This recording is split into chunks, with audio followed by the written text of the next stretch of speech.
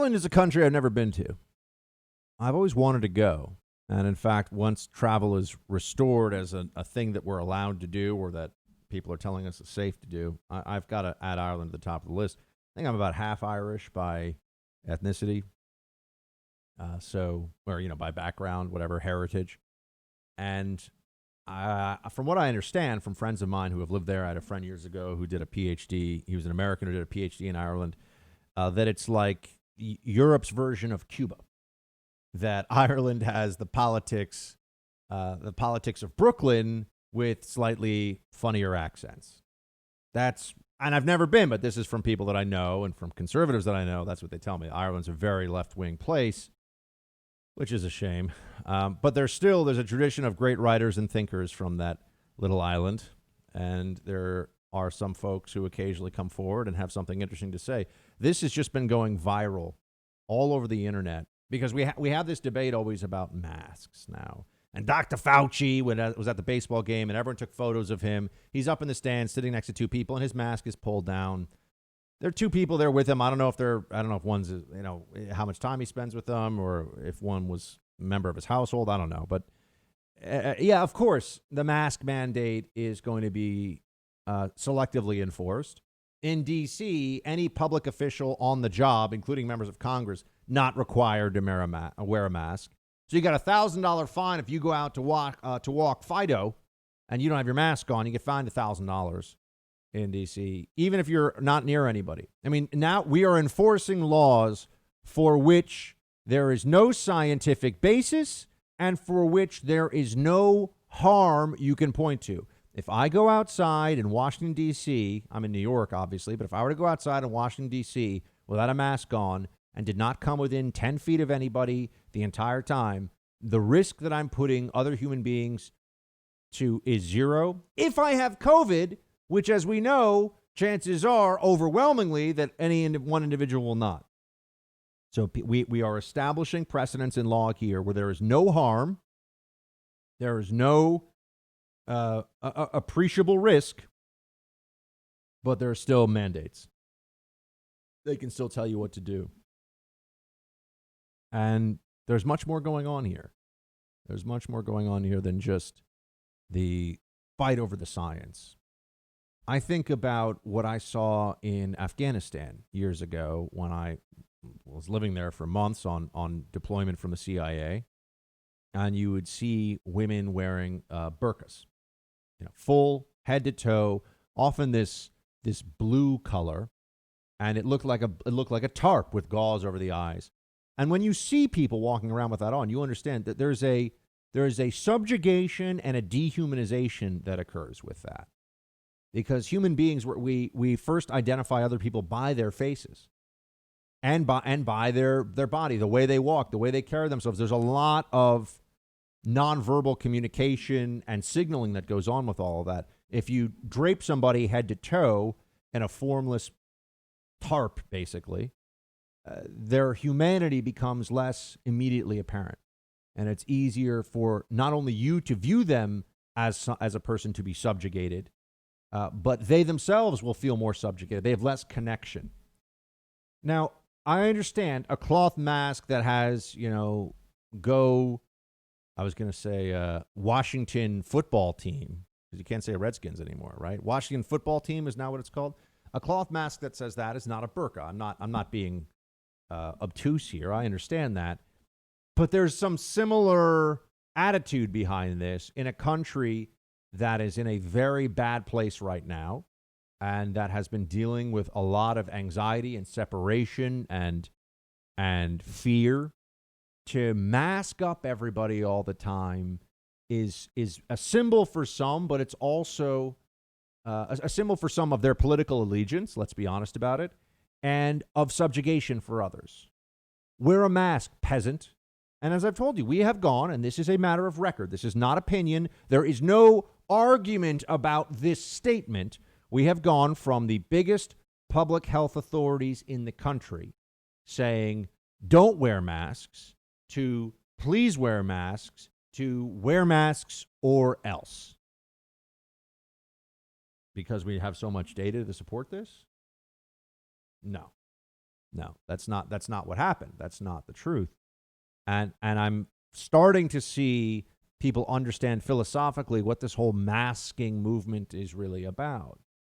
It's become a political movement for a lot of people. I know there are other people that are frightened. They're scared. They think that this cloth on their mouth is going to, and we're never clear, is it to protect you or to protect others? Depending on the day, I hear both. It can maybe do both, maybe do one, not the other. They don't know. The truth is they don't know.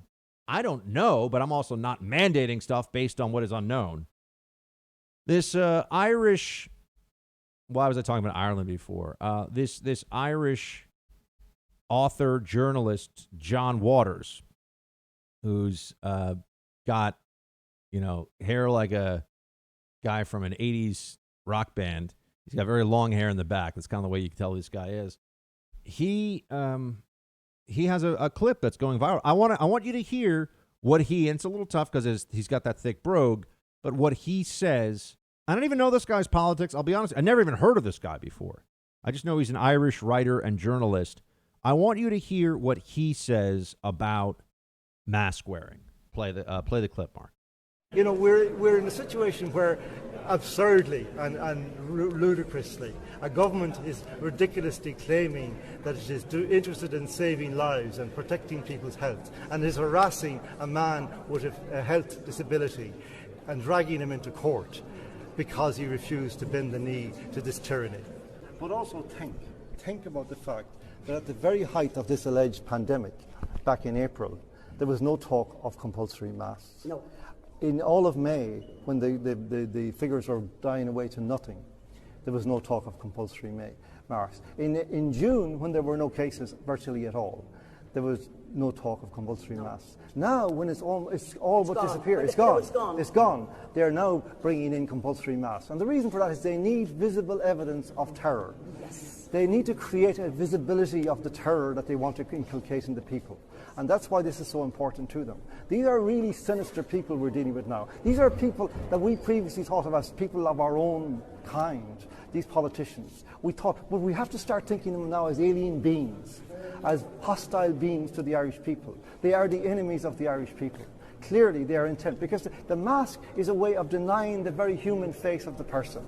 It is a way of taking away the individual, unique humanity of each person and turning us all into zombies and restoring us to a kind of animal state, so that we no longer will look at each other coming down the street as Tom or Mick or Mary, my friend, my sister, my brother, but instead as a festering mess of bacteria and viruses, which is a danger to my health. Oh! I have to get out of the way. This is what they are turning the human person into. With this whole thing. I'm not saying that our people are responsible for thinking this up. They don't have the brains for that or anything. But this is what they're implementing. This is the thinking behind it, to destroy the spirit of the human person, the individuality, the personality, the conscience, the character of the human person. That is what this project is about. If you want control, you've got to dehumanize people, because humanity inherently will fight against control. People will have individuality. We are different. We have different needs, different wants, and human expression, human bonds of affection. All of these things are standing in the way of full state control. But if you can create a conformity, if you can create a dehumanization process and bending of the knee all at once, and do so in the name of protecting people's health, you've enhanced your state control dramatically. Remember this, friends. We have the BLM movement in this country telling us that they want to destroy the nuclear family. That is out in the open. They're honest about this. It's the only thing they really are honest about. And they tell us that they are Marxists. This was a movement founded by Marxists. So you have Marxists who want to destroy the family, who are also big advocates of making sure that everyone has to wear masks all the time. Right? Or at least that all the rest of us have to wear masks. Not necessarily the rioters. They can get a pass. Turns out the virus can't spread if you're protesting for social justice. Who needs social distancing when you have social justice? But this Irish journalist understands exactly what's going on. And he says this is evil. And I think he's right. I walk around now in New York and everyone's wearing these masks all the time. and you can't see, there's a lack of human connection that occurs. You can't really see who this person is. You can't see how they're reacting to you. You know, when you really think about it, there's so much of our connection that occurs from visual recognition of somebody else's facial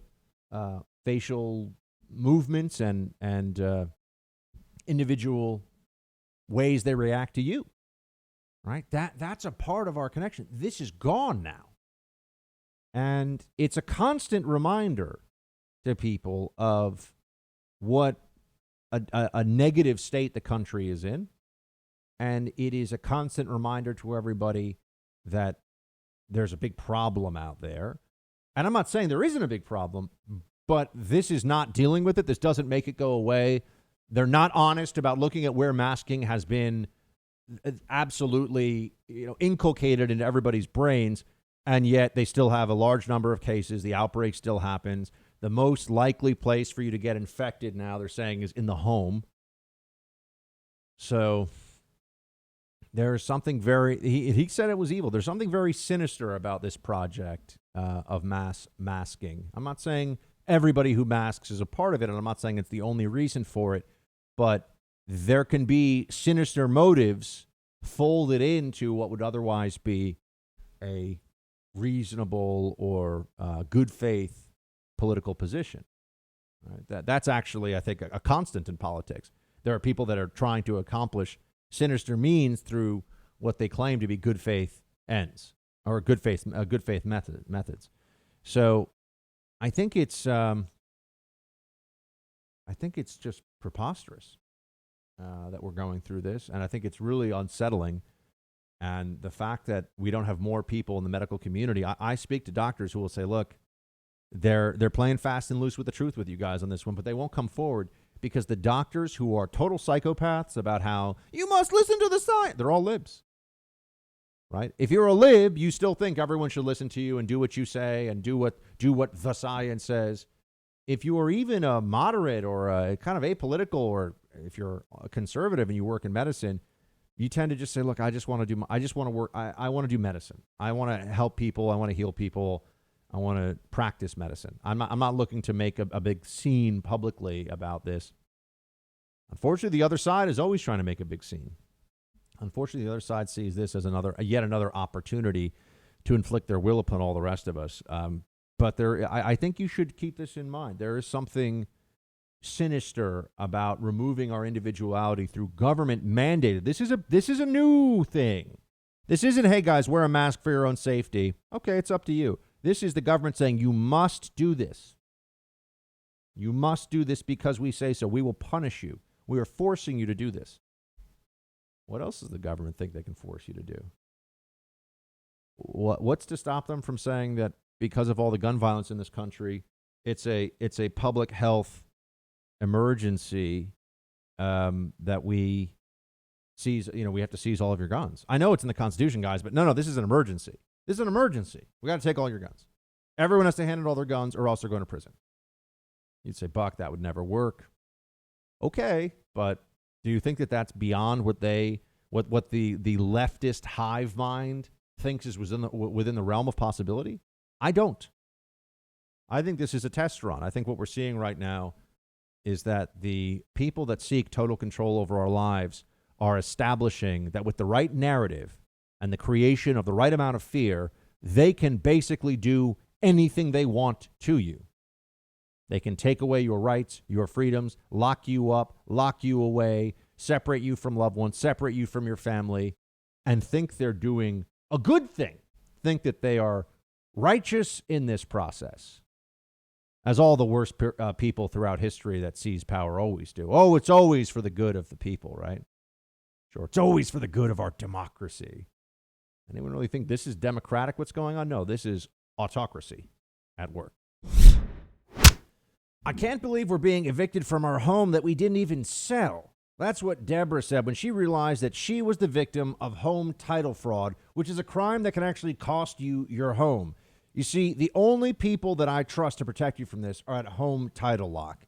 Here's how this whole thing works. Title fraud is not covered by insurance or identity theft services. Your home's legal title is online, where cyber thieves find it and then forge your signature saying you sold your home to them. In Deborah's case, she didn't know she was a victim until the eviction notice arrived.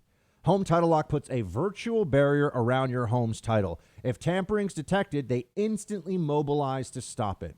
So go to HometitleLock.com and register your address to see if you're a victim and don't know it.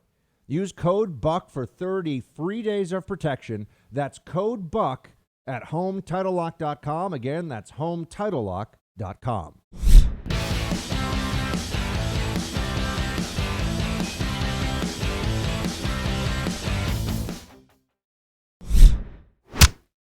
So I'm talking about tyranny and authoritarianism and all these things. You're probably like, but come on. Actually, no, you all know that that's real. But if you're a little bit of a skeptic with how arbitrary, because that's the capriciousness of totalitarians is one of their defining characteristics. This is allowed today. It's not allowed tomorrow. Do this now. Don't do this later. Acceptable this week. Punishable next week. Right? That's the real the real reality of a totalitarian regime. And you're starting to get a little bit of a taste of that with Governor Cuomo in New York. You have this in other states as well, probably in California, where they really don't understand the things the way they do in New York. Their pizza's not as good. But all their chicken wings go well. For chicken wings, we know we have to go to Buffalo. Buffalo has the best chicken wings. That's why they call them Buffalo wings. But what does the governor think of chicken wings specifically? Producer Mark, play clip 4. To be a bar, you had to have food available. Soups, sandwiches, etc. More than just hors d'oeuvres, chicken wings. You had to have some substantive food. The lowest level of substantive food were sandwiches. So you can't serve alcohol to people unless you're giving them the lowest level of food, which is a sandwich. Is a hot dog a sandwich? We're going to tell you probably not a sandwich, even though I think a hot dog is a sandwich. Producer Mark, is a hot dog a sandwich? No, it's a hot dog. Wow. Look at this. You think you know a guy. Why is that? Is a Philly cheesesteak a sandwich? Yeah. Why is a Philly cheesesteak a sandwich, but a hot dog is not a sandwich? It's got 2 separate slices of bread. Is a chicken parm a sandwich? Yes. A hero is a sandwich. A Philly cheesesteak is a hero. So you're telling me that it is because of the binding between the clear 2 halves of the bread that a hot dog is in, it still does not qualify as a sandwich? Yes, because it's not. It's just a hot dog. I don't know how else to describe it as other than a hot dog. Producer Mark is why the terrorists win. I don't know what to tell you. Okay. It's a sandwich, okay, people? Anyway, Cuomo is telling you this is and you might say, Buck, why is it a big deal? It's a big deal because they keep changing the rules every week on what food you're allowed to eat and drink booze. What the heck is this all about? What does this have to do with COVID? Oh, we don't want people sitting there and lingering too long as they drink? What other freedoms are we not allowed to have? Based on what theory is this? I'm really serious. I don't know why they don't just tell you that you've only got 30 minutes to eat dinner if you're going to do. And this is only for outdoor. It's not even for indoor dining. It's for outdoor dining. People are just going along with this. They are marinating in America's misery. That's what Democrats are doing. They're marinating in our misery. Trump, it's so awful. Just feel how terrible everything is. They love it. I can't believe we're being evicted from our home that we didn't even sell. That's what Deborah said when she realized that she was the victim of home title fraud, which is a crime that can actually cost you your home. You see, the only people that I trust to protect you from this are at Home Title Lock. Here's how this whole thing works. Title fraud is not covered by insurance or identity theft services. Your home's legal title is online, where cyber thieves find it and then forge your signature saying you sold your home to them. In Deborah's case, she didn't know she was a victim until the eviction notice arrived. Home Title Lock puts a virtual barrier around your home's title. If tampering's detected, they instantly mobilize to stop it. So go to HometitleLock.com and register your address to see if you're a victim and don't know it.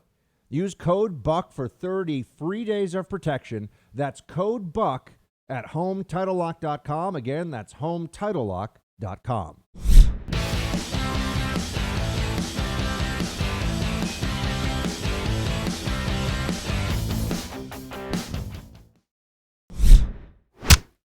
Let's talk about nice white parents. I'd be asking, Buck, that doesn't seem like something that we really need to get into right now. What does that have to do with anything? Oh, no. Remember, my friends, the libs, the Dems, they want you to be on guard constantly against the evils and perils of whiteness. There's, in fact, nothing that you can really say about how destructive and awful whiteness is that will not have the libs nodding their heads with you. Yeah, whiteness is the word. Everything. I just want to know, we constantly criticize whiteness. Just a thought experiment. I'm just going to work through this thought experiment with you. We criticize whiteness. Is anyone allowed to say anything that is good about whiteness? I want to notice that. If you said anything, whiteness can be is constantly talked about as a negative thing. And you know this. You can just do a Google search, the perils of whiteness, how whiteness leads to white supremacy. Whiteness is bad. Whiteness, marginalizes everybody else. Blah, all this stuff. And all these people who think they're so smart and so clever, so intellectual, will go into in-depth analyses of the dangers and downsides of whiteness. Is it all bad? I'm not even going to try to answer the question. I just want to know, is if whiteness is a thing that we're always told we have to confront and we have to berate, we have to defame, we have to shout down, whiteness, you evil thing. Is there anything about whiteness that is okay? And again, I would not even begin to answer the question because not allowed. Not allowed. Is there anything about whiteness that's a good thing? I don't know. I don't have the answer. I leave that to some. I leave that to some of the social justice experts out there. Is there anything about whiteness that we can say this aspect of whiteness is good for all people? Right? It's just. But if it is a thing ascribed to whiteness, if it's a trait that is part of whiteness, are we allowed to say that trait of whiteness is a good thing? Oh no. Only bad. Only allowed to do the equivalent in Animal Farm, when they're talking about, by the way, looking for a book to read this weekend? Read it. It's great. It's brilliant. It's fantastic. Really shows an in-depth understanding of the rise of the Soviets and the fight between Lenin and Trotsky and Stalin, and told through a story on a farm about animals. But it's really good. But the sheep in Animal Farm are taught to bleat. 4 legs good, 2 legs bad. That's what they say, meaning humans. And then I'll give it away. It's an old enough book that I don't think spoilers count. At the end, when the pigs are walking upright, they've had to change that the 2 legs bad thing, right? But that's what they walk around, 4 legs good, 2 legs bad. And we're at a point now where we're being taught just whiteness is bad. That all we do is talk about the bad aspects of whiteness. And if you want to even just say, well, hold on, is there another component of this that your people look at you like you're some kind of monster? What are you talking about? No. We talk about how bad whiteness is all the time. That's America now. How bad is whiteness? And remember, it's a concept, right? It's a construct. And if you're wondering, what's the latest example of this phenomenon I'm talking to you about? It would come to you via a trailer for a New York Times podcast. And I was talking to Mark about this before. Some of these podcasts that are these mega downloaded liberal podcasts, it's all, okay, I'm reading something off a script. And I'm going to kind of sound like this is the first time I've ever done this. But now let's get to the bottom of this case or something. I'm always amazed. To me, it's all sounds quite. There's a lot of production they put into it, but it actually sounds quite amateurish. And they do these podcasts where it's like, oh gosh, now I'm reading off a sheet of paper. And let's talk more about how we can all be libs, courtesy of NPR. Like, this is how they do podcasts. I don't know. I think it sucks. But that's me. Some of you are screaming, Malta podcast, Buck Malta. I know. It's coming. Not a word, Mark. Not a word. Not today. So, I know. He was getting an itchy trigger finger there to hop in on the Malta because I have no excuse at this point. I'm just. All right. Back to the trailer for Nice White Parents from the New York Times. That's what it's called. Nice White Parents. Producer Mark, please play it. They were dogged, these white parents, lobbying the city at meetings, writing letters, saying, don't build it there. It will inevitably be a segregated school. And we want our kids to mix with Black and Puerto Rican kids from the projects. It's a decade after Brown v. Board of Education, they said. Schools should be integrated. There's an archive filled with letters where the parents wrote things like, we don't want our white children to be part of some, quote, small, white, middle-income clique. The Board of Education agreed, changed the entire plan, and located the building where the white parents wanted it. A few years later, the school finally opened. And then, none of them sent their kids there. Now, this is, I think this is a classic tale of liberalism, actually. And see, the way I'm going to have to listen to this. You see what I mean about and none of them sent their kids there. It's like, I don't know. It's like bad prompter reading from a local news host somewhere, and KTSTWXY in northern Idaho or something. You got somebody who's like, "Hello, I am reading off a prompter for your news tonight." Like someone who's not very good at that. I think anyway. And this is a little insidery baseball. I just don't understand how these podcasts. It all sounds a lot of them sound so nerdy. Look, I like podcasts that aren't the conservative. Joe Rogan's podcast is really fun to listen to. I mean, there's good podcasts out there. I'm not saying that. But these New York Times NPR style podcasts that all these libs listen to, I'm like, this isn't good. Anyway, I guess they get a lot of downloads, so there's that. I'm gonna have to listen to this because I think I know, and I'll have to come back to you on whether I'm correct here. We know the chances of me being correct on this are very, very high. Not to be that guy, but it's true. What they're going to say, the big takeaway from this, just because I understand the liberal mindset, the liberal mentality, is white parents, historically in the public school system in America, think they're helping, but they keep interjecting themselves in a way that actually makes things worse for Black and brown students. And yeah, that's what they're going to do.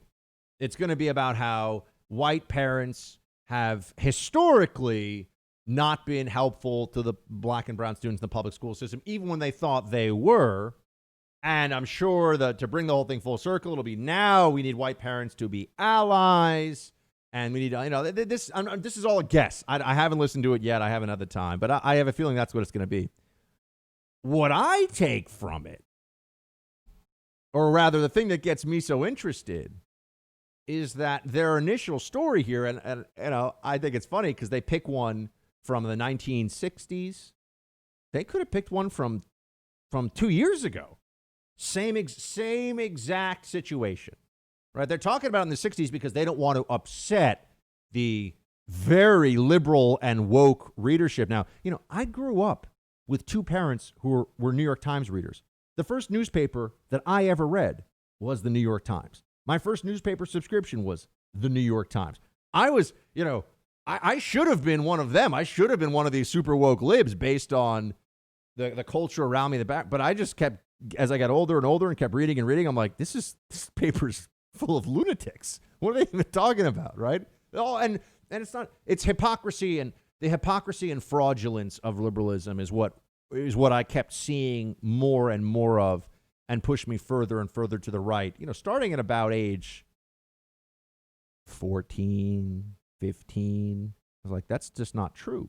They're saying things that are just not true. I don't like that. They're doing things that they tell others not to do. I don't like that. People ask me how I became a conservative. That's how. Seeing things happen that show you that people that say one thing and do another are hypocrites, and that they don't and that they don't see things with objective reality. Okay, So back to this story. I know that they're doing it in the 1960s because they're like, yeah, we don't want to upset our constituents by making it seem like we think they're hypocrites today. But libs, when it comes to education, are huge hypocrites. Huge hypocrites. And there's so many, whether we're talking about charter schools or talking about testing or they're all, they have no arguments. They just have emotions and lies. That's the center of the liberal education agenda and all this stuff. So with that, I want to bring to your attention the following. In Brooklyn Heights, remember how before I said that Ireland is the Cuba of Europe, or it's like Brooklyn with funkier accents in terms of its politics, very left wing. Brooklyn is as left wing as San Francisco. Like if you broke it off from New York City, I think would be the third largest city in America. It's larger than any city in America except Los Angeles and New York. It's bigger than Chicago on its own. It's one borough of 5 boroughs of New York. So Brooklyn for me is the heart of the lib insanity. I mean, that's where Hillary Clinton set up her 2016 campaign headquarters. You know, Brooklyn is just a political monoculture now. And particularly the well-known, hip, affluent neighborhoods of Brooklyn are where you find the most sanctimonious, full of it, oh, look at how woke and progressive I am, but I still want to live in like a $3 million apartment, or an $8 million, $10 million townhouse. Oh, there's plenty of those in Brooklyn.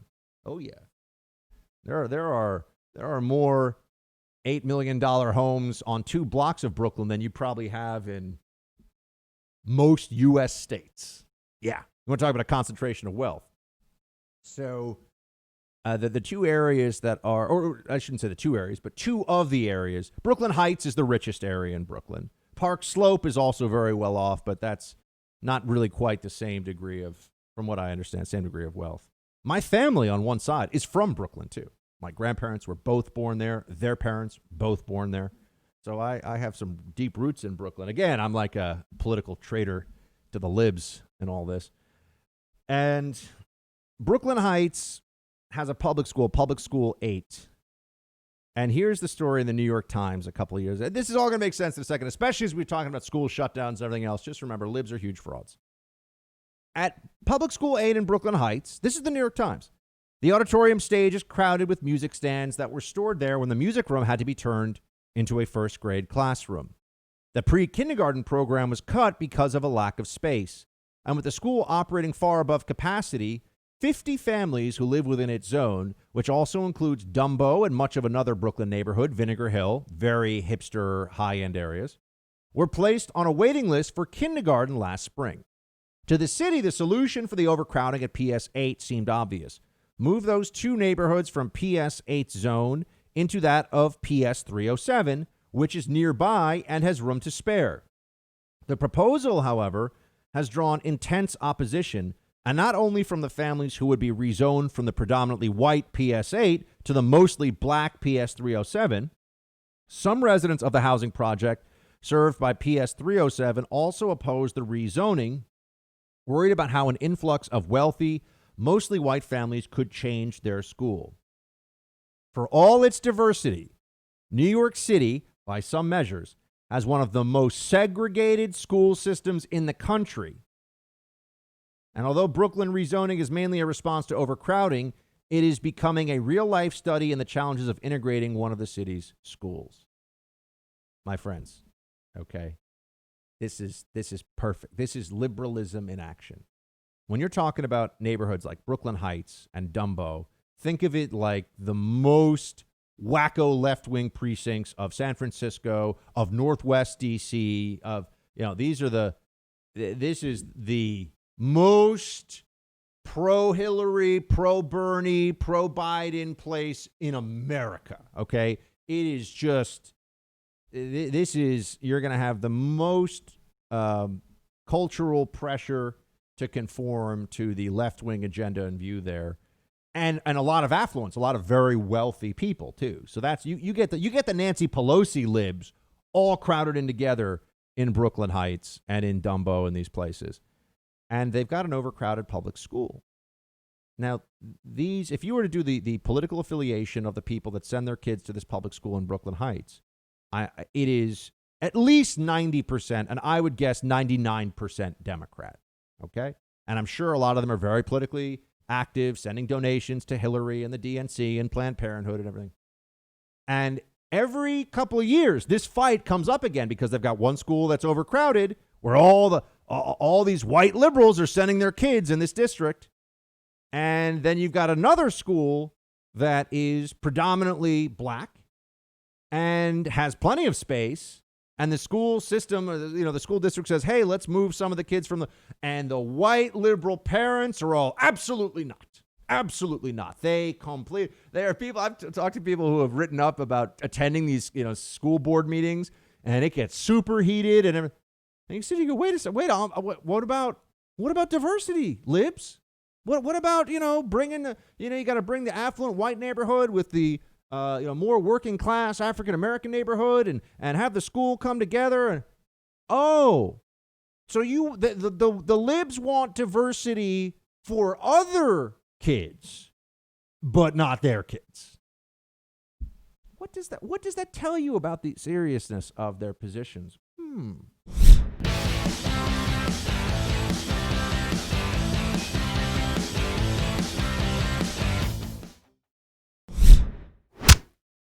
I just want to say a quick word. I remember when I was in college, I read conservative websites. As I've told you, I've been conservative for a very long time.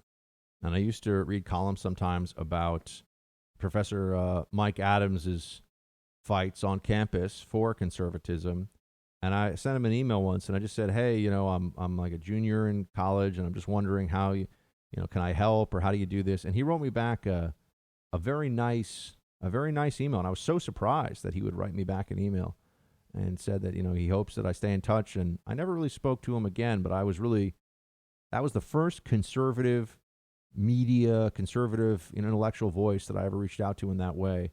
And I saw today that he's passed away at UNC, and I just want to say rest in peace and God bless. And I appreciated that email he sent me many, many years ago. I never forgot it. Mike Adams.